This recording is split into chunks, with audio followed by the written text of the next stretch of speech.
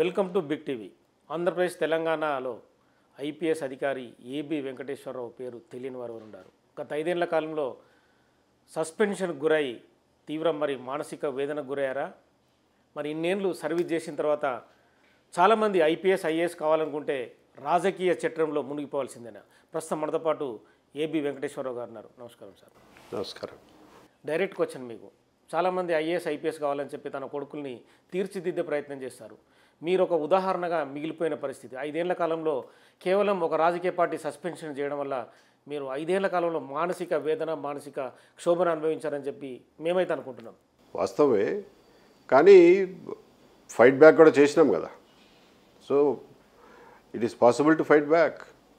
ఆ మాత్రం జీవితంలో ఛాలెంజ్లు తీసుకోలేకపోయిన వాళ్ళు అసలు ఐఏఎస్ ఐపీఎస్లకు ఎందుకు పనికి వస్తారు?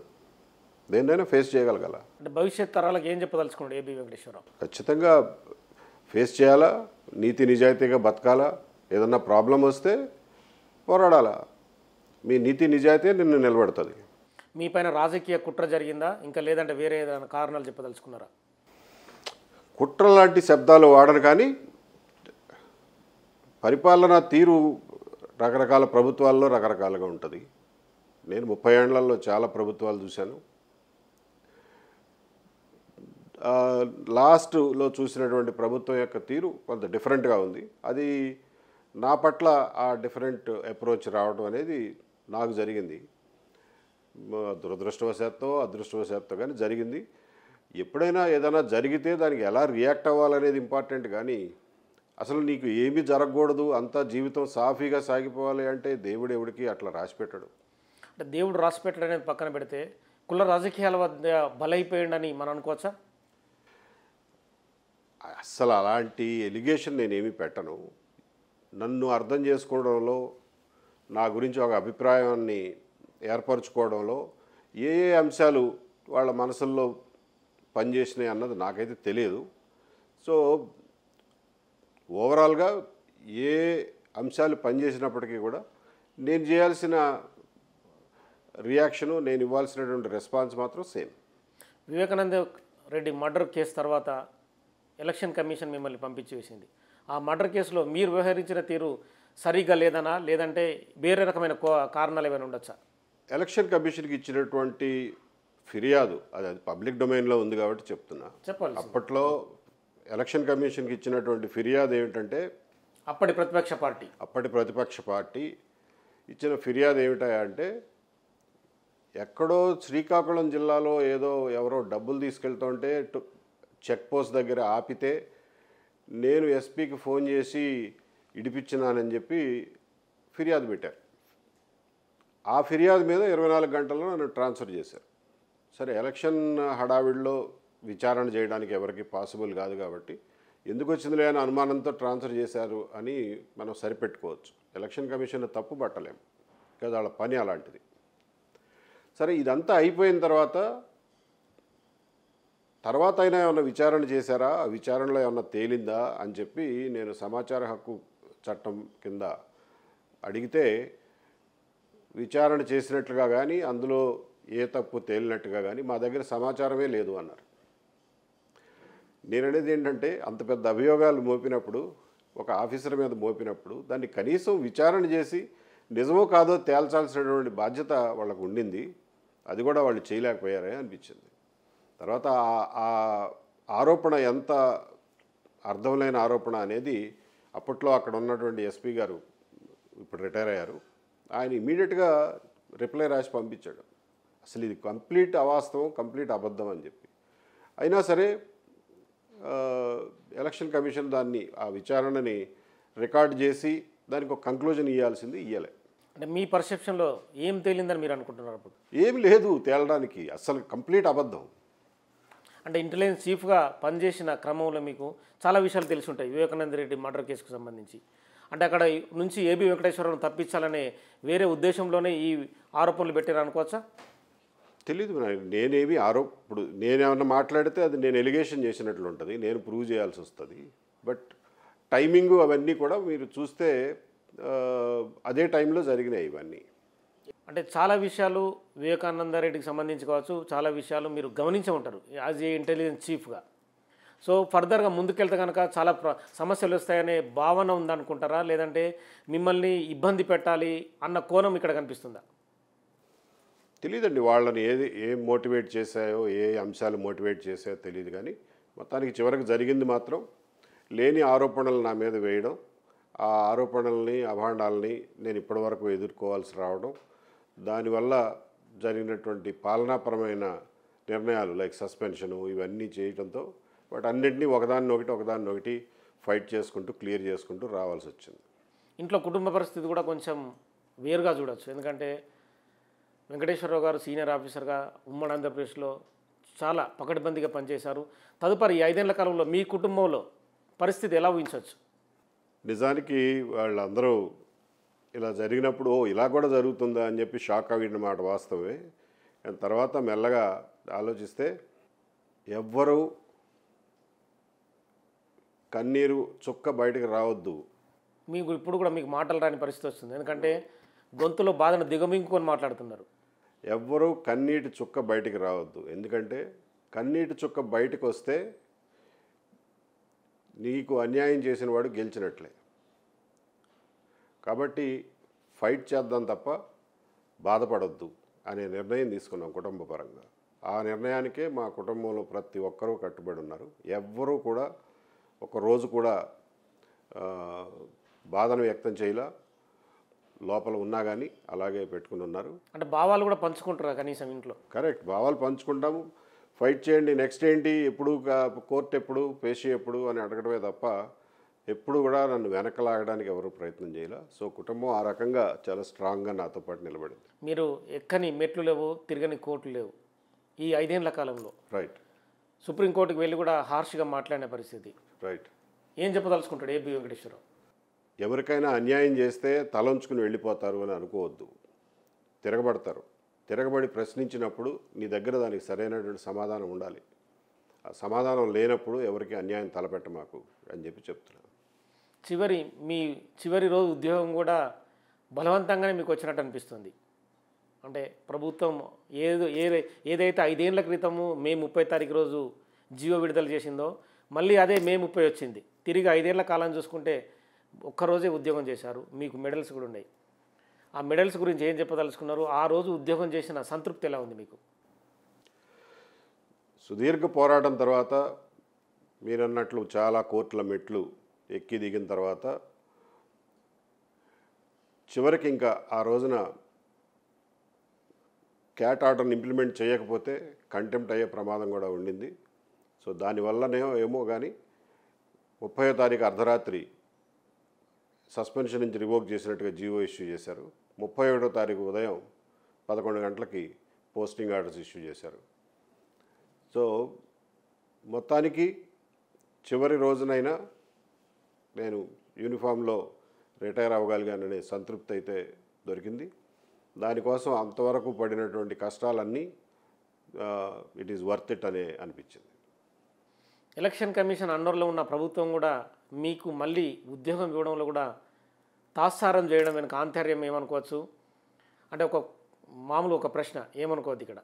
ఇక్కడ నుంచి ఫోన్ లండన్కి వెళ్ళింది, లండన్ నుంచి పర్మిషన్ వచ్చిన తర్వాతనే మీకు ఆ ఒక్కరోజు ఉద్యోగం కూడా ఇచ్చారనేది ఆరోపణ, అది ఒక రకమైన గాసిప్ అనేది తెలుస్తుంది మాకు. తెలియదండి నాకు, లోపల ఎవరెవరికి ఫోన్ చేశారో నాకేం తెలుస్తుంది. కానీ ఎలక్షన్ కమిషన్ ఏం వ్యూ తీసుకుందంటే ఇది అడ్మినిస్ట్రేటివ్ మ్యాటరు, సో గవర్నమెంట్ అడ్మినిస్ట్రేషన్గా ఒక డెసిషన్ తీసుకోవాలి అని వాళ్ళు అనుకున్నట్లా ఉన్నారు. అంటే రాంగ్ పర్సెప్షన్ పోతుంది. ఐఏఎస్లు ఐపీఎస్లలో కూడా సివిల్ సర్వీసెస్ అధికారులని ఈ రకంగా వేధిస్తే రేపు పొద్దున పరిస్థితి ఏంటనేది ఉత్పన్నమైన తర్వాతనే మీకు ఒక్కరోజు కూడా ఉద్యోగం ఇచ్చారనేది రాంగ్ పర్సెప్షన్స్ ఇప్పటికే పోవాల్సిన వాటికంటే ఎక్కువ పోయినాయి. ఈ ఒక్క నిర్ణయం వల్ల రాంగ్ పర్సెప్షన్స్ ఏం మారతాయని నేను అనుకోను. That may not be the reason. Chief సెక్రటరీని కలిసిన తర్వాత అంటే మీ మధ్య జరిగిన సంభాషణ బయటికి చెప్పకపోవచ్చు, కానీ అంత దాచుకోవాల్సింది కూడా ఏం లేదు. ఆయన కాగితం ఇచ్చాను, ఆయన చూస్తానన్నారు. That's all. ఐఏఎస్లు ఐపీఎస్లు అంటేనే ఒక రాష్ట్రానికి ఒక దేశానికి కలిసి పనిచేయాలి, అభివృద్ధికి ముందుకెళ్ళాలి. కానీ ఇక్కడ గ్యాప్ చాలా కనిపిస్తుంది. యాజ్ ఏ సీనియర్ ఆఫీసర్గా, రిటైర్ అయిన అధికారిగా మీరు ఏం చెప్పదలుచుకున్నారు? ఒక ఇష్యూ జరిగినప్పుడు వ్యవస్థ కానీ ఐఏఎస్ ఐపీఎస్ అసోసియేషన్లు కానీ ఇంత అచేతనంగా ఉండకూడదు. ఇంత అచేతనంగా ఉంటే అది మంచిది కాదు వ్యవస్థకి. ఇంతకుముందు నేను కూడా ఐపీఎస్ అసోసియేషన్కి సెక్రటరీగా చేశాను ఒక టర్మ్ 2 సంవత్సరాల పాటు. సెక్రటరీగా చేసినప్పుడు నా దృష్టికి ఏ ఐపీఎస్ ఆఫీసర్కి ఏ రకమైనటువంటి కష్టం వచ్చిందని నా దృష్టికి వచ్చినా కానీ ఎవరో అడగకుండానే, ఎవరో నన్ను రిక్వెస్ట్ చేయకుండానే నా అంతట నేను దాన్ని బాధ్యతగా తీసుకుని వెళ్ళి ఆ ప్రాబ్లం సాల్వ్ చేయడానికి ప్రయత్నం చేసేవాడిని. ప్రాబ్లం సాల్వ్ చేయలేకపోతే కనీసం వాళ్ళ కష్టం ఉన్న సమయంలో వాళ్ళ పక్కన నుంచుని ధైర్యం చెప్పేవాడిని. ఓకే, బాధపడకండి, మేమున్నాం, we'll take care of your family అని చెప్పి వాళ్ళ కుటుంబంతో సహా నుంచునేవాళ్ళం. అది మినిమం కర్తవ్యం, కర్టసీ మినిమం కర్తవ్యం ఈ అసోసియేషన్లకి. ఆ మాత్రం సంఘీభావం లేకపోతే ఆఫీసర్ల అసోసియేషన్లు రేపొద్దున ఐసోలేట్ అయిపోతాయి. అది దీర్ఘకాలికంగా సర్వీసెస్కి మంచిది కాదు. ఇప్పుడు తాజాగా నడుస్తుంది ఫోన్ ట్యాపింగ్ వ్యవహారం. అప్పట్లో మీరు చంద్రబాబు నాయుడు గవర్నమెంట్లో పెగాసస్ సాఫ్ట్వేర్ కొన్నారన్న ఆరోపణలు మీ పైన ఉన్నాయి. అది ఎంతవరకు వాస్తవం, ఎంతవరకు అవాస్తవం? అది నేను అందుకే ఇది చాలా సెన్సిటివ్ ఇష్యూస్ కాబట్టి నేను అప్పుడే ప్రెస్ మీట్ పెట్టి మా జమానాలో కొనలేదు, వాడలేదు, అసలు ఎట్టి పరిస్థితుల్లోనూ మా టైం వరకు నేను గ్యారంటీ ఇస్తున్నానని చెప్పి ప్రజలకు చెప్పాల్సి వచ్చింది. చెప్పానని చెప్పి దాని మీద ఒక విచారణ వేశారు. నువ్వెవడు ప్రెస్కి వెళ్ళి మాట్లాడడానికని. అంటే ఒక ఆఫీసర్ హయాంలో, ఒక గవర్నమెంట్ హయాంలో కొన్నారు, వాడారు అని చెప్పి అభియోగాలు వచ్చినప్పుడు ఈధర్ ఇప్పుడున్న గవర్నమెంట్ అన్నా దాన్ని ఖండించాలా, లేదా మా దగ్గర లేదు అని చెప్పి చెప్పాలా, లేదంటే ఇప్పుడున్న ఆఫీసర్లన్నా దాని గురించి ఖండించాలా, లేదండి అప్పట్లో ఉన్న ఆఫీసర్లు ఎవరు కొనలేదు అని చెప్పి. వాళ్ళిద్దరూ చేయకుండా నన్ను పేరు పెట్టి నేనేదో చేశానని చెప్పి ప్రజల్లో ఒక రకమైనటువంటి అభద్రతా భావాన్ని కలగజేసి నన్ను, నా క్యారెక్టర్ని రోడ్డు మీదకి లాగినప్పుడు నన్ను నేను డిఫెండ్ చేసుకోకపోతే ఇంకా దాన్ని ఒప్పుకున్నట్లయితుంది. కాబట్టి నేను మీడియా ముందుకు వచ్చి మా టైంలో అది జరగలేదు, అలాగే డీజీపీ ఆఫీస్ కూడా అంతకుముందు 6 నెలల ముందే మా దగ్గర అలాంటి సాఫ్ట్వేర్ ఏమీ లేదు అని చెప్పి సమాచార హక్కు కింద లెటర్ ఇచ్చింది. సో మళ్ళా చెప్పాల్సి వచ్చింది. మా దగ్గర ఎప్పుడు జరగలేదండి. మామూలుగా కాకి చొక్క ఉన్నంత వరకే కంట్రోల్లో ఉంటారని చెప్పి అంటారు. తదుపరి అదే సినిమాలో పాపులర్ డైలాగ్ కూడా మీ విషయంలో అనుకోవచ్చా? నెక్స్ట్ మీరు వేయబోయే అడుగులు ఎలా ఉండబోతున్నాయి? అధికారంలో ఉన్నప్పుడు అధికారాలు చట్టరీత్యా కొన్ని అధికారాలు మీకు వస్తాయి. అదే అధికారంలో లేకపోతే ఆ అధికారాలు మీకు చట్టరీత్యా రావు. కానీ యూనిఫామ్లో ఉన్నప్పుడు మీ మీద చాలా పరిమితులు కూడా ఉంటాయి. కండక్ట్ రూల్స్ అని, ఏది చేయాలో ఏది చేయకూడదు, కర్టసీస్, సంప్రదాయాలు ఇవన్నీ ఉంటాయి. అదే యూనిఫామ్ వదిలేసిన తర్వాత, రిటైర్ అయిపోయిన తర్వాత ఆ పరిమితులన్నీ సడలిపోతాయి. కాకపోతే you have to maintain civilian discipline maintain చేయాలి, కర్టసీ మెయింటైన్ చేయాలి, ఎవరైనా మనిషిలాగా సంప్రదాయాలు మెయింటైన్ చేయాలి. కానీ కొన్ని పరిమితులు అయితే మనకి ఉండవు, ఇంకా మోర్ ఫ్రీడమ్ ఉంటుంది. సో ఈ మోర్ ఫ్రీడమ్ ఉన్న టైంలో ఏం చేయొచ్చు అనేది ఆలోచించుకోవాలి. అంటే సస్పెన్షన్ జరిగిన క్రమంలో కూడా అంటే మీకు ఫస్ట్ ఒకసారి May 30 రోజు జీవో ఇచ్చిన పరిస్థితి, తదుపరి ఏం జరిగింది? మళ్ళీ May 30న ట్రాన్స్ఫర్ జీవో ఇచ్చారు. ఇక ఆ తర్వాత నుంచి పోస్టింగ్ ఇవ్వాలా, జీతం ఇవ్వాలా. సో పోస్టింగ్ జీతం ఇవ్వట్లేదు మహాప్రభు, ఇవ్వండి అని చెప్పి ఒక 7-8 నెలల తర్వాత 2 ఉత్తరాలు పెట్టాను, రిక్వెస్ట్లు పెట్టాను. ఆ రిక్వెస్ట్లు పెట్టిన 10 రోజుల్లో సస్పెండ్ చేశారు. దాని నుంచి బయటపడడానికి 2 సంవత్సరాల 3 నెలలు పట్టింది. మళ్ళీ ఉద్యోగం ఇచ్చి 14 రోజుల్లో మళ్ళీ సస్పెన్షన్ చేశారు. 2 times అయింది. దాని నుంచి బయటపడడానికి ఇంకో 2 ఏళ్ళు పట్టింది. ఈ లోపల 5 ఏళ్ళు కంప్లీట్ అయిపోయింది, సర్వీస్ కూడా అయిపోయింది. ఓకే, సుప్రీంకోర్టు సాక్షిగా ఎవరిని వదిలిపెట్టనని ప్రతిజ్ఞ చేశారు. మీ పగ ప్రతీకారం ఎవరిపైన? హైకోర్టు నా అప్పీల్ని మన్నించింది, సస్పెన్షన్ కొట్టివేసింది. ఈ రోజున దేశంలో అత్యున్నత న్యాయస్థానం సుప్రీంకోర్టు కూడా అదే విషయాన్ని ధృవీకరించింది. కానీ ఇదంతా జరగడానికి 2 సంవత్సరాల 2 నెలలు పట్టింది. ఇదంతా ఎందుకు జరిగింది? దీనికి కారకులు ఎవరు? ఈ రోజున రాష్ట్ర ప్రభుత్వం, ఆంధ్రప్రదేశ్ రాష్ట్ర ప్రభుత్వం సుప్రీంకోర్టులో ఈ కేసు ఓడిపోవడానికి కారణం ఎవరు? ఏ బావ కళ్ళల్లో ఆనందం కోసం ఇదంతా చేశారు? ఏ సైకో కళ్ళల్లో ఆనందం కోసం ఇదంతా చేశారు? ఏ శాడిస్ట్ కళ్ళల్లో ఆనందం కోసం ఇదంతా చేశారు? వస్తుంటారు పోతుంటారు. నా సర్వీస్లో 10-12 బ్యాచ్లు చూశా. అలాగే చీఫ్ సెక్రటరీలు వస్తుంటారు పోతుంటారు, 15-20 మందిని చూశా. కానీ ప్రజలు శాశ్వతం. ప్రజలు రాసుకున్న శాసనం శాశ్వతం. ఆ శాసనం ద్వారా ఏర్పడిన ప్రభుత్వం శాశ్వతం, న్యాయం శాశ్వతం, ధర్మం శాశ్వతం. నేను లోకల్, ఎవరిని వదిలిపెట్టను. ఇట్స్ నాట్ పగా ప్రతీకారం. See what I'm saying is, తప్పు చేసిన వాళ్ళు రేపొద్దున మనం నిలదీయకపోతే రేపొద్దున 10 మంది ఆఫీసర్లకు కూడా ఇదే పరిస్థితి కలగజేస్తారు. తోటి అధికారులు గవర్నమెంట్ని తప్పుదారి పట్టించకూడదు కదా, గవర్నమెంట్కి అబద్ధాలు చెప్పకూడదు కదా, తప్పుడు రిపోర్ట్లు రాయకూడదు కదా. నేను చెప్పింది అదే. ఒక ఫాల్స్ డాక్యుమెంట్ని క్రియేట్ చేయకూడదు కదా, ఫోర్జరీ డాక్యుమెంట్ని క్రియేట్ చేయకూడదు కదా. అవన్నీ చేశారు. మీకేం పని రా ఇదంతా? నేను నిజంగా తప్పు చేస్తే ఎస్ ఇది జరిగిందని చెప్పొచ్చు. అది జరిగిందని చెప్పండి. లేనిపోయిన అబద్ధాలు ఎందుకు చెప్పారు గవర్నమెంట్కి? గవర్నమెంట్కి ఏం తెలుస్తుంది? నువ్వు పంపిన రిపోర్టే వాళ్ళకి సమాచారం, దాన్ని బేస్ చేసుకుని యాక్ట్ చేస్తుంది గవర్నమెంట్. సో ఈ తప్పుడు రిపోర్ట్లు పంపిన వాళ్ళు, ఫోర్జరీలు చేసిన వాళ్ళు, తప్పుడు డాక్యుమెంట్లు క్రియేట్ చేసిన వాళ్ళు, వాళ్ళని ఖచ్చితంగా నేను ప్రశ్నిస్తా, వాళ్ళని చట్టం ముందు నిలబెడతా. దాన్ని పగా ప్రతీకారం అనుకుంటారో లేకపోతే అది నేను చేయాల్సినటువంటి బాధ్యత అనుకుంటారో మీ ఇష్టం. ఇటీవల మాచర్ల ఎన్నికకు సంబంధించి మీ బంధువు ఐజీ ఉన్నారు, అల్లర్లకు మీరే కారణం అని చెప్పి వైసీపీ కంప్లైంట్ ఇచ్చింది ఎలక్షన్ కమిషన్కి. అందరూ నా బంధువులే అయిపోతారండి. ఆయన ఎవరో పాపం త్రిపాఠి అని యూపీ నుంచి వచ్చిన ఆయన, యూపీయో బీహారో, అది కూడా నాకు కరెక్ట్గా తెలియదు. ఆయన నాకు బంధువు ఎట్లయితాడు? సో ఆరోపణలు ఎంత అసంబద్ధంగా ఉంటాయో అని చెప్పడానికి ఇది ఒక ఉదాహరణ. అంటే ఆ ఇష్యూకి మీకు ఎలాంటి సంబంధం లేదు? అస్సలు సంబంధమే లేదు. తదుపరి ప్రత్యక్ష రాజకీయాలకు ఏబీ వెంకటేశ్వరరావు వచ్చే అవకాశం ఉందా, లేదంటే కొత్త గవర్నమెంట్ ఫామ్ అయితే ఏమన్నా ప్రధాన సలహాదారుగా అవకాశం ఇస్తే వెళ్ళే అవకాశం ఉందా? నేను అసలు వేటి గురించి ఆలోచించట్లేదు. ఇప్పటి వరకు నా జీవితం ఒకలా గడిచింది. సర్వీస్లో ఉన్నప్పుడు సర్వీస్ చివరిలో 5 సంవత్సరాలు నన్ను నేను డిఫెండ్ చేసుకోవడానికే సరిపోయింది. నాకున్న జ్ఞానం, నాకున్న ఎక్స్పీరియన్సు, నాకున్న స్కిల్స్ ఉపయోగించి ప్రజలకు ఏదైనా ఉపయోగపడే పని ఏ రకంగా చేయగలను అనేది ఆలోచించుకుని దానికి ఉన్న సాధ్యాసాధ్యాలని బట్టి ముందుకు పోతాను తప్ప నాకు ఫలానాది కావాలి లేదా ఫలానా రకంగానే పోతాననే స్థిరమైనటువంటి ఆలోచనలు ఏమి లేవు. ఇంకో క్వశ్చన్ మీరేమనుకుంటే, 2019లో ఏబీ వెంకటేశ్వరరావు ఒక తప్పుడు రిపోర్ట్ ఇచ్చాడు, దానివల్లే చంద్రబాబు నాయుడు ఓడిపోయాడు అనేది ప్రధాన ఆరోపణ, టీడీపీ వాళ్ళు కూడా చేసిన పరిస్థితి ఉంటుందండి. యాక్చువల్గా ఎలక్షన్స్లో రిజల్ట్స్ అనూహ్యంగా వచ్చినప్పుడు ఎందుకు ఇలా జరిగింది అని కింద మీద పడడం సహజం. అప్పుడు ఎలా జరిగి ఉంటుంది అని చెప్పి ఎవరో ఒకళ్ళని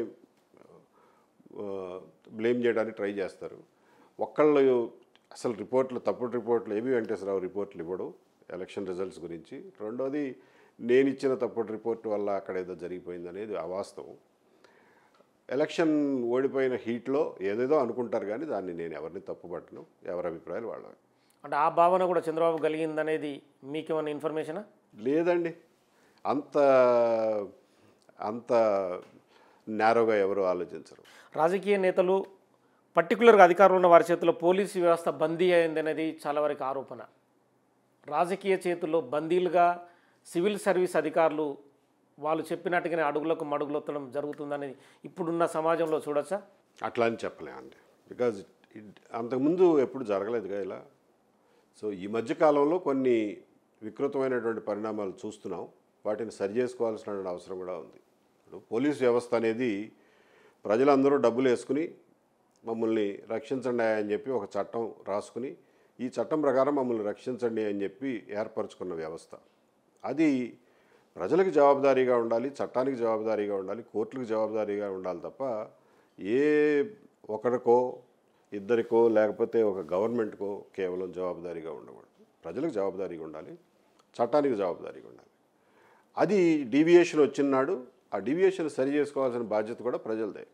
ఇది ఇట్లా మంచి పద్ధతి కాదబ్బాయి, మీరు తప్పు చేశారు కాబట్టి దీన్ని సరి చేయండి అని చెప్పి చెప్పుకోవాల్సిన బాధ్యత కూడా ప్రజలదే. చూసి చూడకుండా వదిలిపెట్టేస్తే సమస్య ప్రతి వాళ్ళ ఇంటి ముందు వరకు వస్తుంది. అంటే చాలా వరకు చూడవచ్చు మనం. అంటే మీ సర్వీస్ 30 ఏళ్ళు ఉండి ఉంటుంది సార్? 34 ఏళ్ళు. ఆ కంటిన్యూ చూసుకుంటే కనుక ఈ మధ్య కాలంలో జరుగుతున్న పరిణామాలు సివిల్ సర్వీస్ అధికారులే కేవలం 5 ఏళ్ళకి వచ్చే ముఖ్యమంత్రి మంత్రి కాళ్ళు పట్టుకొని అంటే అక్కడ కూర్చుండి సలాం కొట్టి ఆశీర్వాదాలు తీసుకునే పరిస్థితి ఈ ప్రజల్లో చులకర భావనగా అనిపిస్తుంది. ఏం చెప్తాడు ఏబీ వెంకటేశ్వరరావు? కరెక్ట్. అంతకుముందు ఎప్పుడు ఇలాంటి సన్నివేశాలు మనం చూడలేదు. ఈ మధ్యనే కొంచెం ఎక్కువ చూస్తున్నాం. ఈ మధ్యన ఎక్కువ చూడడానికి కారణం కూడా ఏంటంటే ఇంతకుముందు ఫోటోలు తీయడానికి ఇన్ని కెమెరాలు ఉండేవి కాదు. ఇప్పుడు ఏం చేసినా కానీ ఎవడో ఒకటి కెమెరాలో దొరికిపోతున్నారు అండ్ ఫాస్ట్గా వైరల్ కూడా అయిపోతుంది. పాత రోజుల్లో కూడా ఎవరికి తెలియకుండా కాళ్ళు పట్టుకునే వాళ్ళు ఉండేవాళ్ళేమో, కానీ ఇప్పుడు ఏం చేసినా కానీ బయటకు కూడా తెలిసిపోతుంది. అది మంచి పద్ధతి కాదు, మంచి పరిణామం కాదు. పర్టికులర్గా నా మతం వాడో నా కులం వాడో నా దగ్గర ఉంటే కనుక నేను చెప్పే ప్రతి పని చేస్తాడనే భావన రాజకీయ నేతల్లో ఉండిపోయింది. అది సమాజానికి ఎంతవరకు మంచిది, ఎంతవరకు చెడ్డది? చాలా చెడు అండి, చాలా చెడు. ఒక ప్రజాస్వామిక దేశంలో, రూల్ ఆఫ్ లా పాటించే దేశంలో ఇలాంటి అభిప్రాయాలు రావడం కానీ వాటిని ఎవరు ప్రోత్సహించినా కానీ అది చాలా తప్పు. దానికి అందరూ బలవుతారు రేపొద్దున, ఏ ఒక్కరూ దానికి మినహాయింపు కాదు. వెంకటేశ్వరరావు గారు డీజీపీగా అయితే కనుక ఖచ్చితంగా మిమ్మల్ని రిటైర్మెంట్ తర్వాత పోలీసులు 2 వైపులా ఉండి ఒక జీప్లో మిమ్మల్ని ఎక్కించి తీసుకెళ్లే పరిస్థితి. కానీ కొంతమంది ఆత్మీయులు వచ్చిన తర్వాత మీరు రిటైర్మెంట్ అయ్యారు. అందులో మీ బ్యాచ్మేట్ ఒక ద్వారకా తిరుమలరావు మాత్రమే మీ దగ్గరకు వచ్చి మిమ్మల్ని ఆలింగనం చేసుకున్న పరిస్థితి. మీకు ఏమనిపించింది ఆ టైంలో? నాకు కూడా కొంతమంది ఆత్మీయులు ఉన్నారన్న భావన కలిగిందా? నాకు ఆత్మీయులకి కొరవే ఉంది. ఆత్మీయులు చాలామంది ఉన్నారు, ఎప్పుడూ ఉన్నారు ఆత్మీయులు, ఇప్పుడే కాదు. ఇన్ఫ్యాక్ట్ నా స్ట్రగుల్ చూసిన తర్వాత నాకు పరిచయం కూడా లేని వాళ్ళు వేల మంది, లక్షల మంది ఆత్మీయులయ్యారు. సో నేను ఎక్కడికి పోయినా కానీ పలకరించడం ఎక్కువైంది. నాకు ఇన్ఫ్యాక్ట్ నా ప్రైవసీ పోయింది. ఇప్పుడు ఎక్కడికి పోయినా కానీ అందరూ గుర్తుపట్టి సానుభూతి వ్యక్తం చేస్తూ ఉంటారు. అంటే మీ జూనియర్లు కూడా డీజీపీలు అయిన పరిస్థితి మామూలుగా. తెలంగాణ రాష్ట్రం అంటే ఉమ్మడి రాష్ట్రం 2గా విడిపోయినప్పుడు మీకు ఈ సమస్య వచ్చినప్పుడు అరే నేను తెలంగాణ రాష్ట్రంలో ఎందుకు ఉండలేదన్న భావన ఎప్పుడన్నా మీకు కల్పించిందా? లేదండి, అట్లేం లేదు. అలా అనుకుంటే అసలు ఎన్ని రకాలుగానే ఆలోచించుకోవచ్చు. అసలు ఈ సర్వీస్లోకి రాకుంటే మంచిదయ్యేదేమో, అసలు యూపీఎస్సీ రాయకుంటే మంచిదయ్యేదేమో అని అది అది అసలు సమాధానమే కాదు. ఎక్కడున్న ప్రాబ్లం రావచ్చు, తెలంగాణలో ఉన్న ప్రాబ్లం రావచ్చు. ప్రాబ్లం వచ్చినప్పుడు దాన్ని ఎలా ఫేస్ చేయాలనుకోవాలి తప్ప వెనక్కి తిరిగి అట్లా చేస్తుంటే బాగుండేది, ఇట్లా చేస్తుంటే బాగుండేది అనేది అసలు ఏ మనిషికి మంచిది కాదు. అంటే మామూలుగా మీరు ఇచ్చే సందేశం ఏంటి? ఇప్పుడు ఈ సివిల్ సర్వీస్ రాయాలనుకున్న వాళ్ళకి కూడా, సివిల్ సర్వీస్కి ప్రయత్నం చేసే వాళ్ళకు కూడా ఏబీ వెంకటేశ్వరరావు ఒక సందేశం చెప్పాలి. ఎందుకంటే 5 ఏళ్ళు సస్పెన్షన్ గురైన తర్వాత వాళ్ళను రావాలని ప్రోత్సహిస్తారా, లేదు ఈ సర్వీసు అంత బాగలేదు రాజకీయాలకు బలైపోతున్నారని భావిస్తారని చెప్పొచ్చా? Civil services especially IAS, IPS, even forest service, foreign service, ఇలాంటి సర్వీసెస్ అన్నీ ఎంతో బాధ్యత కలిగినటువంటి సర్వీసెస్, దేశానికి ఎంతో అవసరం ఉన్నటువంటి సర్వీసెస్. ఇందులో పనిచేసే వాళ్ళకి చాలా అధికారాలు వాళ్ళ చేతుల్లో ఉంటాయి. ఆ అధికారాలు ఉపయోగించి ఎన్నో వేల లక్షల మందికి ఒక్క మనిషిగా మీరు సహాయం చేసే అవకాశం, వాళ్ళ పురోగతికి తోడ్పడే అవకాశం మీకు కలుగుతుంది. అదే పోలీస్ డిపార్ట్మెంట్లో ఉంటే ఎంతోమందిని అన్యాయం నుంచి, అణచివేత నుంచి రక్షించే అవకాశం మీకు కలుగుతుంది. ఇది భగవంతుడు ఇచ్చినటువంటి ఒక అవకాశం. దాన్ని మీరు సీరియస్గా తీసుకుని మీ డ్యూటీని సక్రమంగా చేసి నీతి నిజాయితీలతో చేసిన నాళ్ళు మీకు ఏ ఢోకా లేదు. ఏ రకమైనటువంటి రాజకీయ ఒత్తిడి కానీ ఇంకొక ఒత్తిడి కానీ వచ్చినా ప్రలోభాలకు లొంగకుండా ఉన్నంతకాలం మిమ్మల్ని ఎవరేమీ చేయలేరు. ఏదన్నా ప్రాబ్లం వచ్చినా కానీ దాన్ని ఫైట్ చేసుకుని ముందుకు వెళ్ళాలే తప్ప ప్రాబ్లం వస్తుందేమో అని చెప్పి కుంగిపోవడం అనేది మనిషి లక్షణం కాకూడదు. కాబట్టి సివిల్ సర్వీసెస్కి వద్దామనుకున్న యంగ్స్టర్స్కి, అలాగే ఉద్యోగంలో ఉన్నటువంటి యంగ్ ఆఫీసర్స్కి నేను చెప్పేది ఒకటే, సక్సెస్ ఎప్పుడు షార్ట్కట్లో రాదు. కష్టపడితే వస్తుంది. కష్టపడితే వచ్చే సక్సెస్ని జీవితాంతం మీరు అనుభవించగలుగుతారు. షార్ట్కట్లో వచ్చేది షార్ట్కట్లోనే పోతుంది. So don't try to cut corners, work hard, నీతి నిజాయితీతో పనిచేయండి. మిమ్మల్ని ఎవ్వరూ ఏమీ చేయలేరు. మీకున్న అధికారాలు మీ సొంతమనో లేకపోతే మీ వంశపారంపర్యంగా వచ్చినాయనో అనుకుంటే మాత్రం మీరు పప్పులో కాలేసినట్టే. మీకున్న అధికారాలు it is a reflected glory of the law and the constitution. మీరంటూ కేవలం నిమిత్త మాత్రులు మాత్రమే. మీకున్న అధికారాలన్నీ మీకు చట్టం మీకు కలుగజేసిన అధికారాలు అంతే తప్ప మీరు పుట్టంగానే జేబులోంచి తెచ్చుకోవాలా, ఇంట్లోంచి తెచ్చుకోవాలా. వాటిని వాటిని ఎలా ఉపయోగించాలో అనే దానికి కూడా ఒక పద్ధతి ఉంటుంది. అలాగే ఉపయోగించండి, అంతకు మించి ఉపయోగించొద్దు. మీరు ఆ రిటైర్ అయిపోయిన రోజునో లేకపోతే ఆ ఉద్యోగంలో లేని రోజున అవి ఏవి మీతో పాటు రావు. అది గుర్తుంచుకుని మెలగాలి. మీరు ఎన్ని మెడల్స్ సాధించారు సార్? మొన్న యూనిఫామ్ వేసుకున్నప్పుడు చూసిన పరిస్థితి. ఒక ఐపీఎస్ ఆఫీసర్కి ఎన్ని మెడల్స్ రావచ్చో అన్ని మెడల్స్ వచ్చినాయి. ఐపీఎం, పీపీఎం, ఉత్కృష్ట సేవా మెడల్, కఠిన సేవా medal, international piece keeping medal, ఇవన్నీ ఉన్నాయి.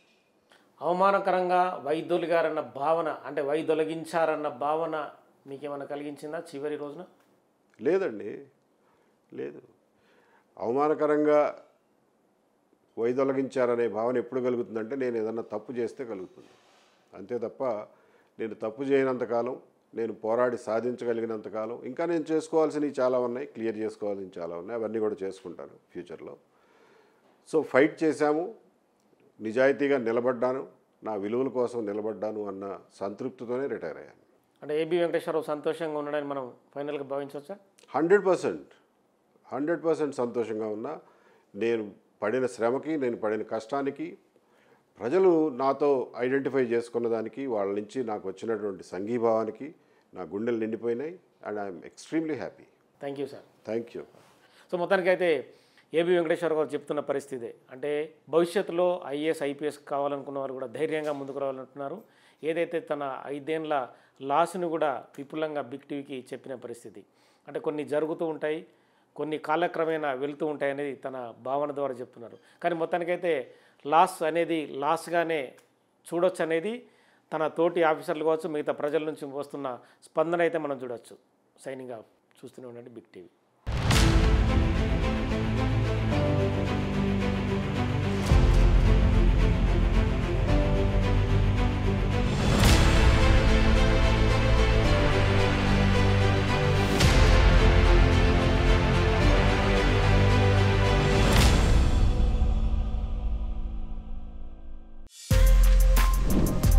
For more videos like this, subscribe Big TV channel.